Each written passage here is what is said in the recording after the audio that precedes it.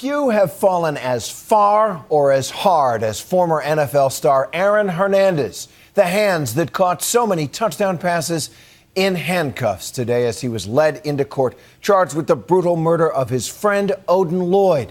But how had two men from such different worlds even met? And how are they united by the two women in their lives? ABC's John Schriffen brings us the report for our series Crime and Punishment. Aaron Hernandez practicing with his former team, the New England Patriots. Odin Lloyd's teammates practicing with the semi-pro Boston Bandits. Similar plays, similar moves. But come game day, Hernandez and the Patriots were cheered on at Gillette Stadium by almost 70,000 fans.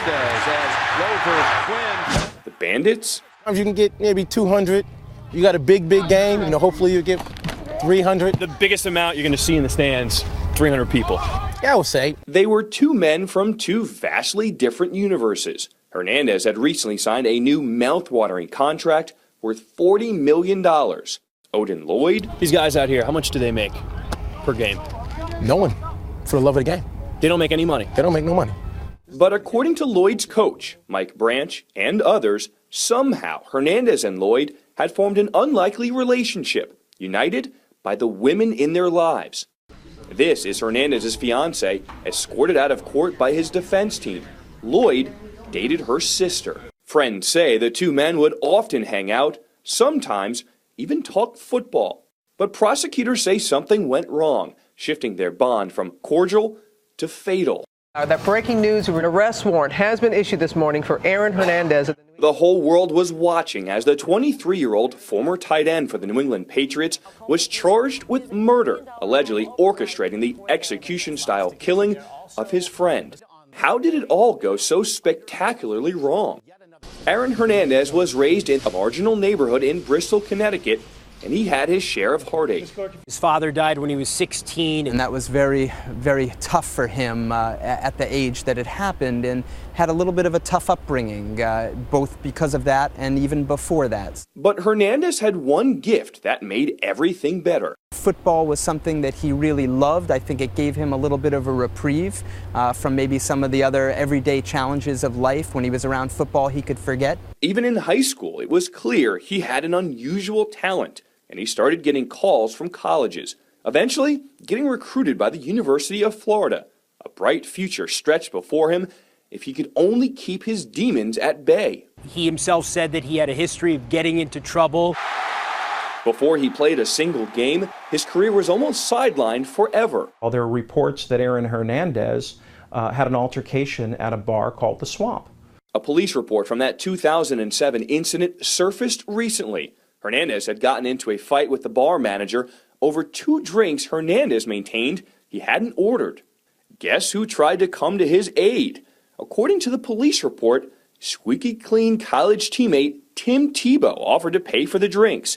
Instead, according to authorities, Hernandez punched the manager so hard his eardrum burst. He could have been kicked off the team, and he wasn't. Hernandez was never charged with the assault. Growing up in Boston, Odin Lloyd also excelled at football, but didn't get special treatment, according to his coach. How talented was he coming out of high school? Very talented. Didn't apply himself, or what happened? I would say possibly not applying himself. And ladies, Odin liked ladies. His teammate Daryl Hodge says Lloyd never went to college. He drifted into semi-pro football and odd-end jobs, including his most recent as a landscaper. Did Odin still have dreams of playing in the NFL one day? You could say giving up, but it's more of you become realistic with yourself. Meanwhile, at the University of Florida, Hernandez was excelling on the field with 111 receptions and 12 touchdowns. But off the field, there were rumors. Take a look at this personality test from a scouting report obtained by the Wall Street Journal. It said Hernandez enjoyed, quote, living on the edge of acceptable behavior, and cautioned that he could become a problem for his team. He was a major talent, but as he approached the NFL draft in 2010, real questions were being raised. How did Hernandez's past impact his draft stock? Significantly. This was a player that most would agree had first-round talent, maybe second-round talent, slipped to the 4th round. But in the end, he was still one of the oh-so-lucky few chosen by the New England Patriots to play in the NFL. He seemed to have it all, including a relationship with beautiful Cheyenne Jenkins, a girl he'd met in high school. And that's how Odin Lloyd and Aaron Hernandez finally met, because it turned out Lloyd was dating Jenkins' sister. If it's two friends and they're dating the sisters, you casually see each other. If you're at a barbecue or you're at a housewarming or whatever the case may be, you're over with the family, family's having a cookout, you're going to see each other on the passing by. So that's what we thought it was. That's what we felt it was. But no matter how casually it started, and no matter how unlikely, friends say Odin Lloyd and Aaron Hernandez actually met up and hung out even when the women weren't around. They also shared a common upbringing, growing up in poor, tough neighborhoods. I think that's probably why I was an easier match for both of them to rise and not be in situations of jail or incarceration, is credit to both of them. That difficult neighborhood was a reality Lloyd still had to deal with every day. With no money for a car, he would bicycle the 20 miles to the Bandits games. He's dedicated when you see him coming around the corner with his shoulder pads and his helmet on the steering wheel of his bike. And there were times this talented linebacker couldn't afford a uniform. So he was wearing a jersey with somebody else's name. Yeah, a couple games he did, yes. Did you ever wonder why Odin was hanging out with an NFL player? The two, a semi-pro guy and now this NFL player. Did it seem strange? No, I think some guys like myself was envious of it. Who doesn't want to hang with an NFL player? But somehow this unequal relationship was about to come unraveled. On Friday, June the 14th, police say Hernandez and Lloyd were at this nightclub when a dispute broke out. Prosecutors say that there was some kind of an argument the Friday night before, that Hernandez was upset that Lloyd was talking to a group of people. Did he ever discuss that to you? No, but he has said that they went on Friday and they had a good time. He didn't present anything about any argument, anything like that. I don't think he thought there was anything wrong. I don't think he felt it was a fight. A day later, Lloyd surprised his teammates by showing up for practice without his bicycle. And I see a black SUV pull up, I'm just looking at who's in the car, and I see him like, Odin, whose car is that? And first comment, coach. Now, when he said, who was it referring to? Mr. Hernandez. Daryl Hodge, Lloyd's friend and teammate, saw him for the last time Sunday night. You were with him just hours before he was murdered. Yeah. What'd you guys do? Hang out. It was a typical Sunday. What time did you drop him off? He dropped me off.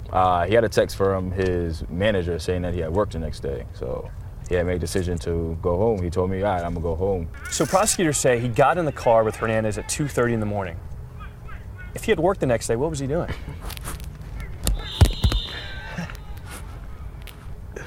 I don't know. That's the question. Prosecutors have not publicly discussed motive, but documents they've released reveal 2 points they are investigating further. Hernandez's fiancée, Jenkins, told police she suspected Lloyd was a marijuana dealer. And police recovered in a safe in Hernandez's house a scale, police say, the kind used to weigh drugs. But Lloyd's coach is adamant Lloyd had nothing to do with drugs. He was a drug dealer. You a drug dealer, you ain't riding a bike to practice. Police are also investigating Hernandez's alleged involvement in a 2012 drive-by shooting in Boston that left 2 people dead. Could Lloyd have been killed because he knew details about the shooting? I know Odin Lloyd, and I feel I know Odin Lloyd well. Odin Lloyd, he's not a gangbanger. He was petrified of guns himself, because that's not the individual that I know. In the coming weeks and months, we'll find out whether there was a Lloyd no one knew, or whether it was possibly Hernandez who may have pulled Odin Lloyd back into the rough world they'd both spent their young lives trying to escape. For Nightline, I'm John Schriffen in Boston.